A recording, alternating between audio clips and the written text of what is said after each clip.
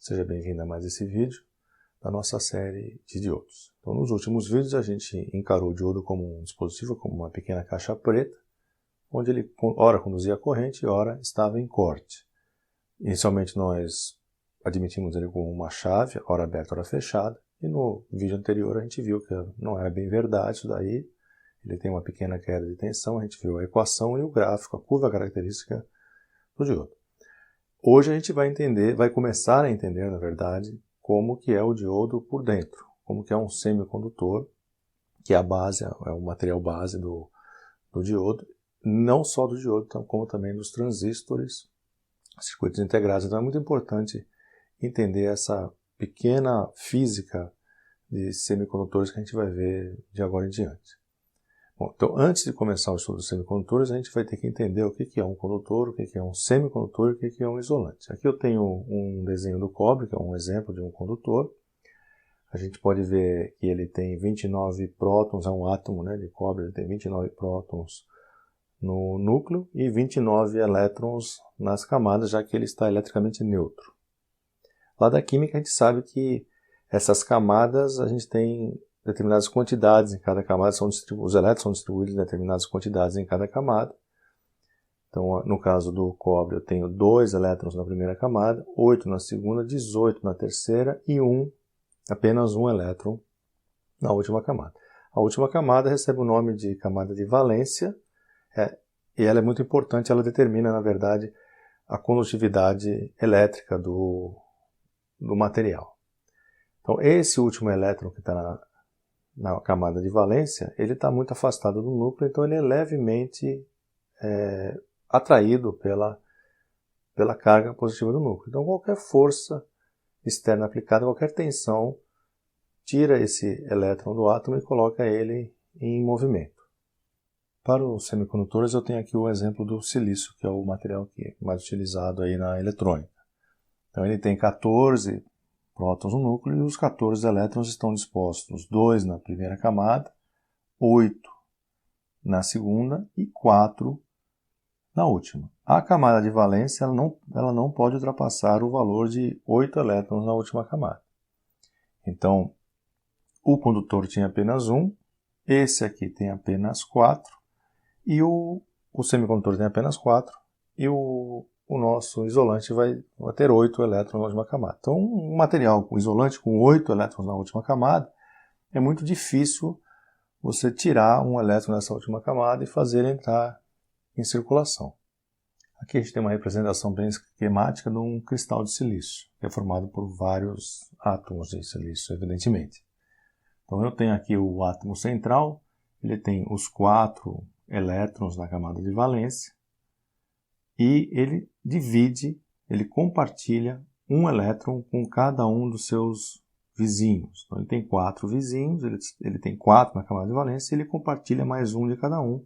Portanto, dessa maneira, ele completa a camada de valência com 8 elétrons. A camada dele possui 8 elétrons. Esse aqui também vai estar conectado a mais 4 e vai acontecer a mesma coisa no cristal inteiro.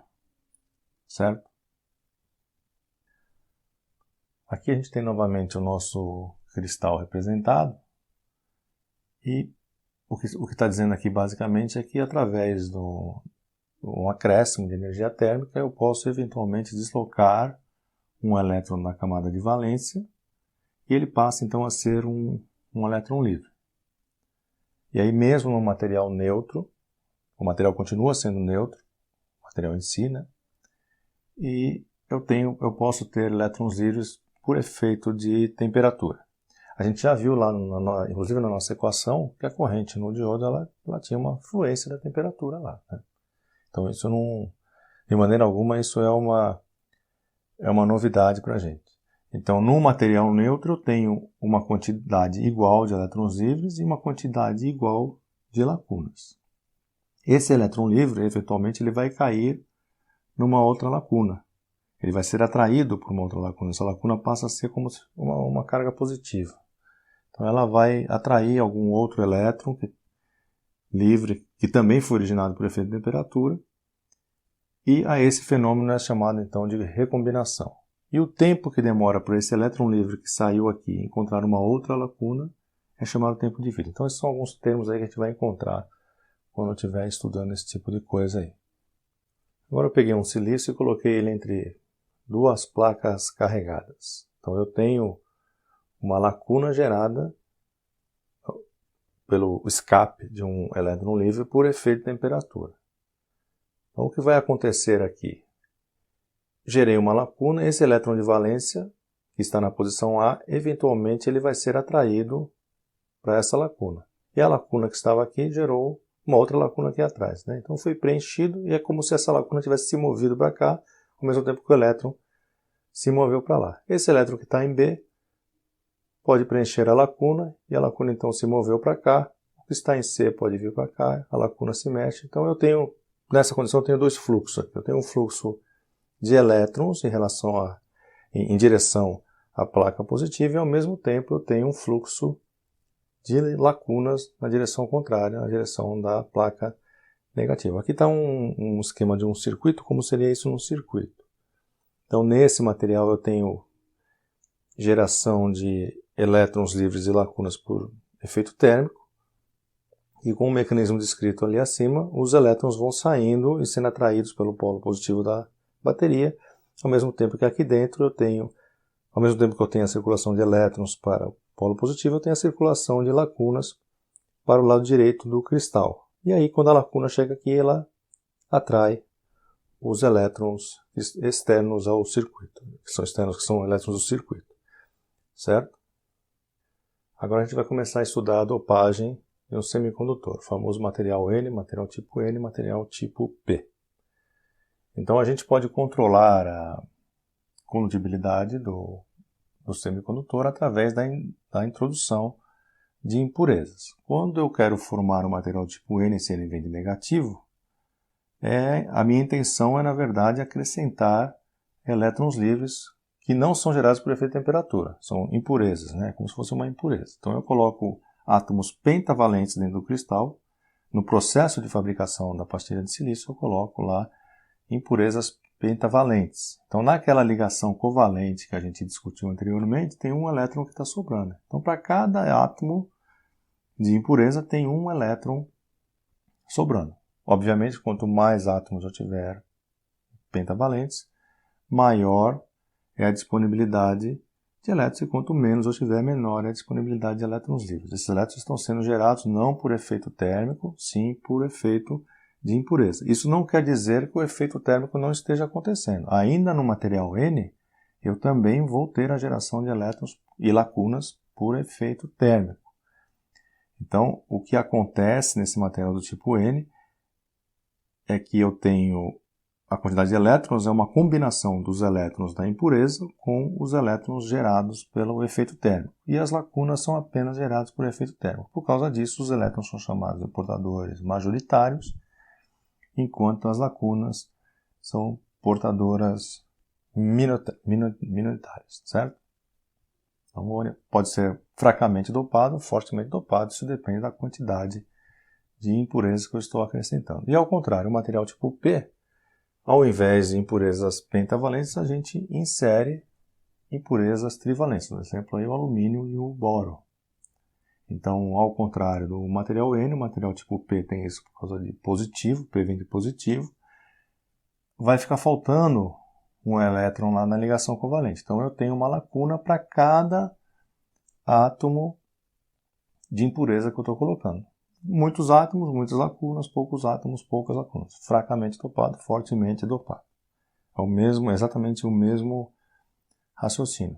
E novamente, eu tenho as lacunas formadas dessa maneira, pela adição de impureza no material tipo P, mas isso não impede que eu também tenha lacunas formadas pelo efeito térmico. Eles acontecem simultaneamente, os dois efeitos acontecem simultaneamente.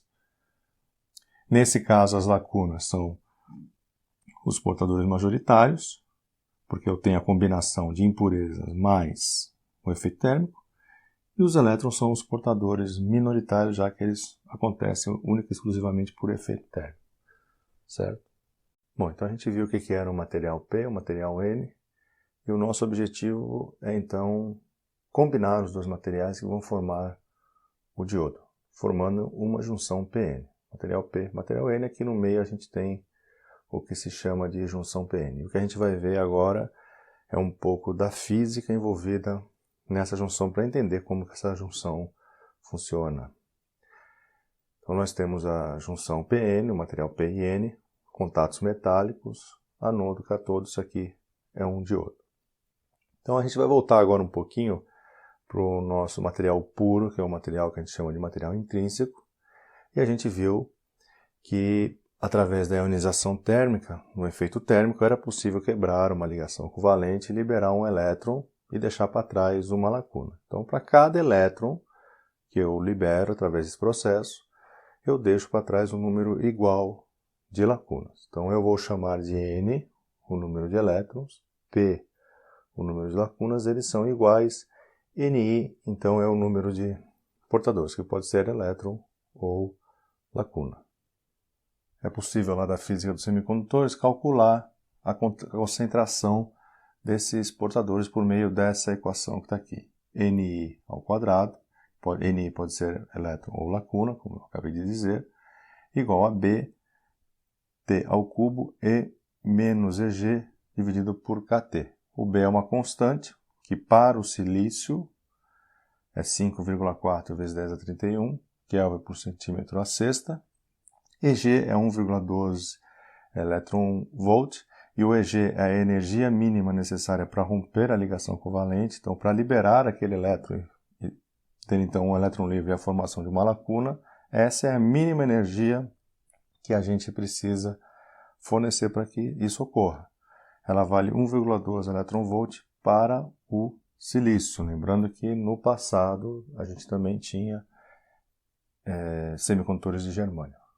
Hoje em dia apenas de silício.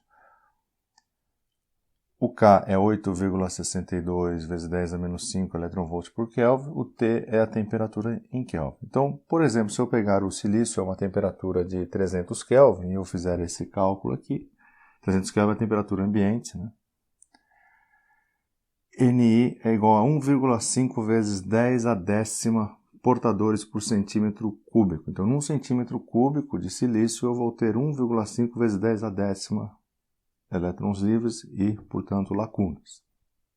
Bom, a princípio parece um número bastante elevado, mas nesse mesmo centímetro cúbico de material, eu tenho 5 vezes 10 a 22 átomos. Então, 10 a décima para portadores e 10 a 22 para átomos. Então, ainda continua sendo um número pequeno. Bom, o movimento de elétrons livres e de lacunas dentro do material vai se dar devido a dois mecanismos, ou o mecanismo de difusão ou o mecanismo de deriva. Para que você entenda perfeitamente o que é o mecanismo de difusão, basta você lembrar o que acontece quando você tem um vazamento de gás lá na sua casa. Então, o bujão de gás está aberto, tá? Cheia a sua casa de gás, você percebe, vai lá, desliga, e você tem uma determinada concentração de gás dentro do ambiente interno da sua casa. Quando você abre a janela, como que o gás sai da sua casa? Através do mecanismo de difusão. Ele se move de um local com uma maior concentração para o local de menor concentração. Como do lado de fora da sua casa não há gás, do lado de dentro tem uma determinada concentração, ele vai se mover por diferença de concentração, por mecanismos de difusão, ele vai se mover de dentro da sua casa para o ambiente exterior da sua casa. É a mesma coisa que acontece aqui. Então, se eu tenho um pedaço de silício lá com uma concentração uniforme, não tem movimento nenhum de nada. Agora, se por outro lado, por um motivo qualquer, eu tenho uma diferença de concentração de elétrons ou de lacunas no material, por um mecanismo de difusão, eu vou ter então o movimento o fluxo, vai aparecer um fluxo de elétrons ou de lacunas. Aqui essa figura em combinação com esse gráfico vai auxiliar no entendimento do mecanismo. Então eu tenho um material sobre um eixo X e a origem do material, o começo do material está aqui na origem do gráfico. Então na origem eu tenho uma alta concentração de lacunas e conforme eu vou me movendo ao longo do eixo X, essa concentração vai diminuindo ao longo do eixo X. Então, se tem uma diferença de concentração, eu vou ter um fluxo, como eu acabei de explicar, pelo mecanismo de difusão. Então, essa densidade de corrente por difusão, ela pode ser calculada dessa maneira. Menos que dp dx. E dp dx, a gente tem que lembrar lá do cálculo, é o gradiente. Então, isso tem a ver com a inclinação da reta tangente em um determinado ponto nessa curva. Então, se eu pegar esse ponto aqui, por exemplo, eu tenho a reta tangente inclinada desse jeito. Se eu vier para cá, eu tenho uma inclinação diferente da reta tangente no ponto. Então, calculando essa derivada no ponto, eu vou encontrar diferentes inclinações da reta tangente. E conforme eu vou andando ao longo do x, essa inclinação vai diminuindo e eu vou alterando o valor da densidade de corrente. Como essa inclinação aqui ela é negativa, eu tenho esse sinal de menos lá. Então, densidade de corrente em amperes por centímetro quadrado. O Q é a carga do elétron e o dp é a constante de difusão. E o dp dx é, então, o gradiente, a inclinação da reta tangente no ponto que a gente está calculando a densidade de corrente. A mesma coisa ocorre se eu estiver calculando densidade de elétrons. O que a gente viu agora era para a densidade de lacunas. O gráfico aqui é para lacunas, né? Então, se eu for fazer a densidade de corrente, a densidade de elétrons, eu vou ter, semelhante da mesma maneira, Jn que dn dx. O dn é uma outra constante, as constantes são diferentes para a lacuna e para o elétron. Então, para o silício intrínseco, dp é 12 cm² por segundo e dn é 34 cm² por segundo. Então, esse foi o mecanismo de difusão. Além do mecanismo de difusão, a gente também tem o mecanismo de deriva. Ele acontece quando a gente tem a aplicação de um campo elétrico. Então, quando a gente tem aquela ionização térmica e eu tenho a liberação de um elétron de valência, por essa liberação existe lá ele vai se movimentar com uma determinada velocidade. Se eu aplicar um campo elétrico, eu vou adicionar essa velocidade da liberação térmica, da ionização térmica, uma velocidade devido ao campo elétrico, a velocidade de deriva. A velocidade de deriva para a lacuna, μp é um coeficiente que a gente chama de mobilidade para lacuna vezes o campo elétrico. Então, dessa maneira a gente determina a velocidade de deriva para a lacuna, o E é o campo elétrico e o μp é a mobilidade. Tem um valor para a lacuna, se for lacuna, 480 cm², e se for para elétron, 1.350 cm² dividido por volt vezes segundo. Isso para o silício intrínseco. Tudo isso aí está valendo para o silício puro. Nós não estamos tratando aqui de um material onde nós colocamos as impurezas P e N. Então, vamos considerar um pedaço de silício sujeito a um campo elétrico. As lacunas vão se movimentar então com aquela velocidade que a gente viu, μp vezes Z. Eu vou ter uma carga positiva total, que é a carga de uma única lacuna multiplicada pelo número de lacunas QP. Elas estão atravessando a área perpendicular ao eixo X. Em 1 segundo, o que eu vou ter é a quantidade de carga vezes a velocidade vezes a área que está sendo atravessada. Se eu dividir pela área, eu tenho a densidade de corrente de deriva para a lacuna, QP μp vezes Z. Fazendo exatamente a mesma coisa para os elétrons, com a observação que os elétrons se movem em direção contrária ao do campo. Então eu vou ter menos Qn, é a carga que está atravessando a área, e se movendo a menos μn vezes Z. O mesmo raciocínio, em 1 segundo, a densidade de corrente de fluxo de deriva é Qn μp vezes Z. Então a densidade total da corrente de deriva é a soma desses dois. Então, está aqui embaixo como se calcula a densidade total de corrente de deriva. E aí a relação de Einstein, a gente não vai entrar muito em como que se chega nisso, esse é objeto lá de física de semicondutores. Coeficiente de difusão dos elétrons dividido pela mobilidade do elétron é igual ao coeficiente de difusão das lacunas dividido pela mobilidade da lacuna. Isso vai ser igual, esses dois quocientes são iguais a tensão térmica. Essa tensão térmica é aquela tensão que a gente viu quando a gente estava estudando lá a equação do diodo. Vamos lembrar lá, se você voltar nos vídeos, você vai ver. Na equação do diodo, lá na exponencial aparece esse VT aqui. Agora vamos ver o que acontece fisicamente com o semicondutor na medida que a gente faz a dopagem do mesmo. Vou começar com o tipo N e depois a gente vai ver o tipo P. A gente viu aí que o tipo N a gente introduzia impurezas pentavalentes. Então 4 elétrons da impureza pentavalente vão fazer parte lá da ligação covalente e vai ficar um elétron lá boiando, sobrando. Basicamente ele vai ser um elétron livre. Ele vai ser a maioria dentro do cristal, por causa disso ele vai ser chamado de portador majoritário, e aqueles que ainda continuam sendo gerados por energia térmica, por ionização térmica, no caso das lacunas, elas vão ser chamadas de minoritários. É óbvio que nesse processo de formação de lacuna, por ionização térmica, a gente também tem a formação de elétrons. Então, no material tipo N, eu tenho a combinação dos dois efeitos. Eu tenho a combinação da impureza, pentavalente, e também a formação por ionização térmica. Por causa disso, a quantidade de elétrons livres que eu tenho no material é aproximadamente igual ao número de impurezas. Por que é aproximadamente igual? Não é exatamente igual à quantidade de impurezas? Exatamente por causa da ionização térmica. Eu tenho a formação de elétrons livres também através da ionização térmica.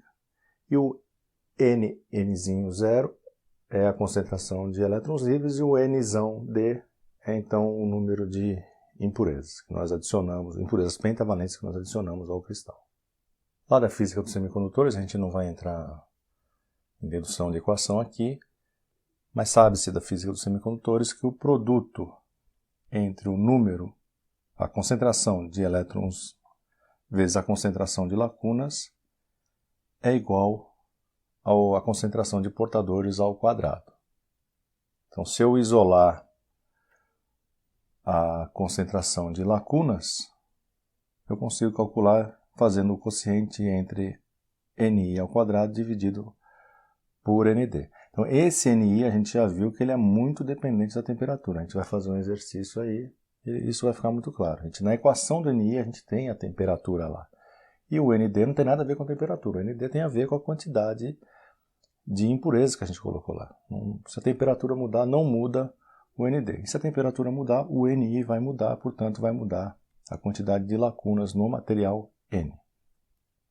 Eles são chamados então de portadores minoritários, eles são altamente dependentes da temperatura. Material tipo P, a gente vai acrescentar uma impureza trivalente. Então, na ligação covalente, a gente precisa de 4 elétrons. Nós só temos 3, vai ficar sobrando uma lacuna.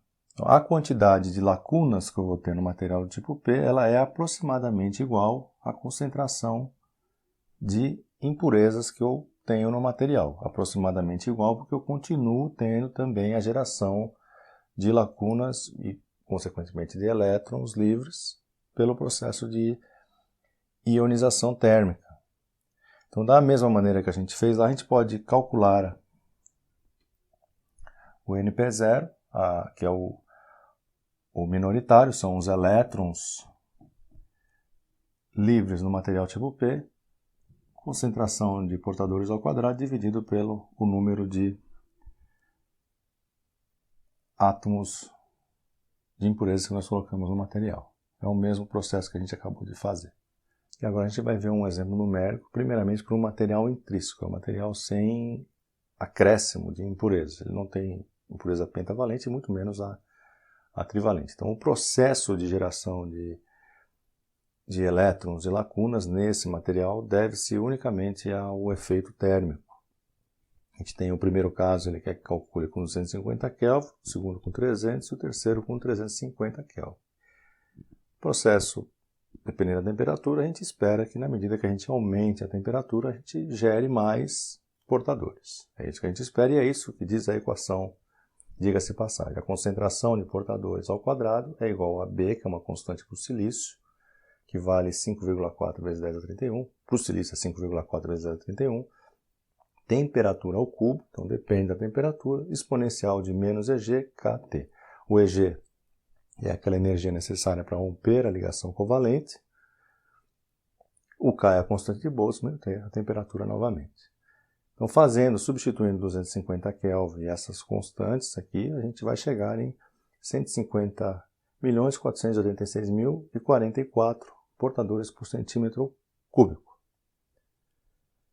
Substituindo agora o 300 Kelvin, vai aumentar e vai aumentar bastante.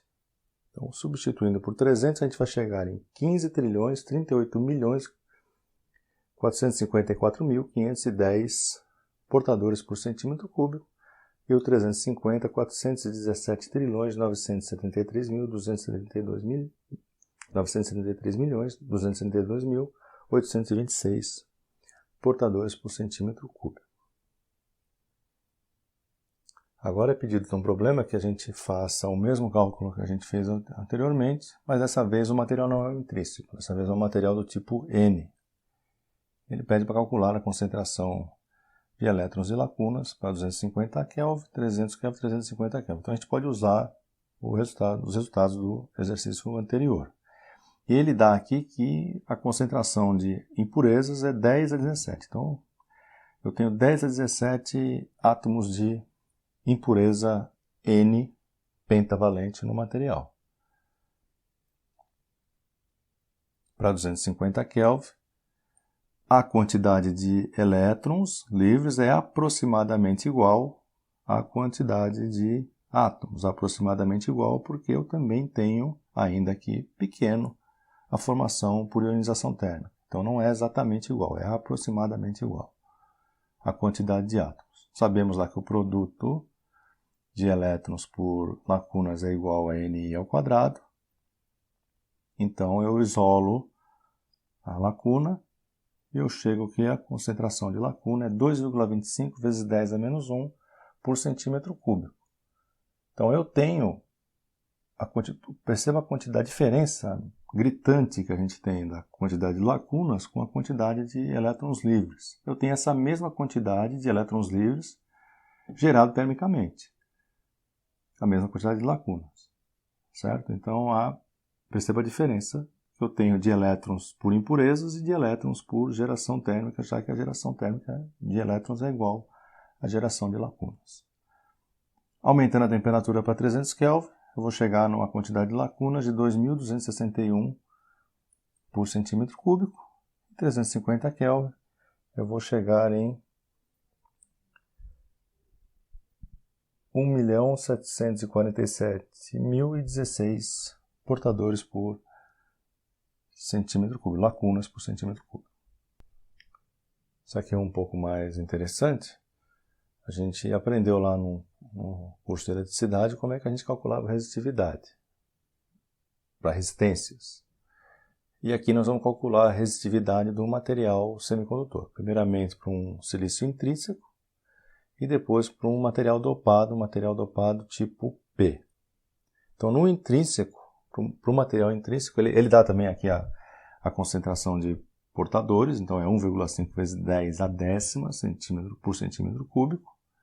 Para o silício intrínseco, a mobilidade dos elétrons é 1.350 centímetro quadrado dividido por volt vezes segundo, e de lacunas é 480. Perceba que para o dopado, a mobilidade diminui. Então eu tenho uma diminuição de mobilidade, o que é de se esperar, já que num material dopado eu tenho uma quantidade maior de portadores, então o movimento dele se torna mais difícil, é como uma avenida lotada e uma avenida vazia, certo? Então a mobilidade se torna mais difícil. A carga do elétron, 1,6 vezes 10 a menos 19 Coulomb, e aqui a fórmula de como a gente calcula a resistividade. 1 sobre Q, número de lacunas, mobilidade de lacuna, mais N, número de elétrons, vezes a mobilidade dos elétrons. Para o material intrínseco, a quantidade de lacunas é igual à quantidade de elétrons, que é igual à concentração de portadores, 1,5 vezes 10 a décima. Então é esse 1,5 vezes 10 a décima que vai entrar aqui aqui e aqui. E o valor da mobilidade a gente tem, a carga do elétron a gente tem, é só aplicar a fórmula, a gente vai chegar numa resistividade de 227.686 ohms vezes centímetro. Agora veja o que acontece na hora que a gente dopa o silício. Então na hora que eu dopo, essas quantidades de lacunas e elétrons elas não serão mais iguais. Eu acrescentei a impureza, então não vai ser mais igual. A gente viu a relação do produto. Então a quantidade é um material dopado P. Eu tenho a quantidade de impurezas lá 10 a 16 por centímetro cúbico. Eu consigo calcular a quantidade de elétrons, portadores minoritários. Então Ni ao quadrado dividido pela quantidade, a concentração de impureza. Ni é 1,5 vezes 10 a décima, dividido por 10 a 16, 22,5 por centímetro cúbico. Então é uma quantidade bem menor comparado com a quantidade de lacunas. A quantidade de lacuna, material tipo P, é aproximadamente igual à impureza, então é aproximadamente igual a 10 a 16. Então nessa fórmula aqui eu vou ter esse aqui igual a 10 a 16 e esse aqui igual a 22,5 e eu aplico as mobilidades para o material dopado. Eu vou chegar numa resistividade lá de 1,56 ohm vezes centímetro. Bom, o objetivo de dopar o semicondutor é justamente aumentar a condutibilidade do semicondutor. Então é de se esperar que um material dopado tenha menos resistência do que um material intrínseco, certo? Então o resultado aí ele está coerente. Espero que tenha ficado claro e eu vejo você no próximo vídeo.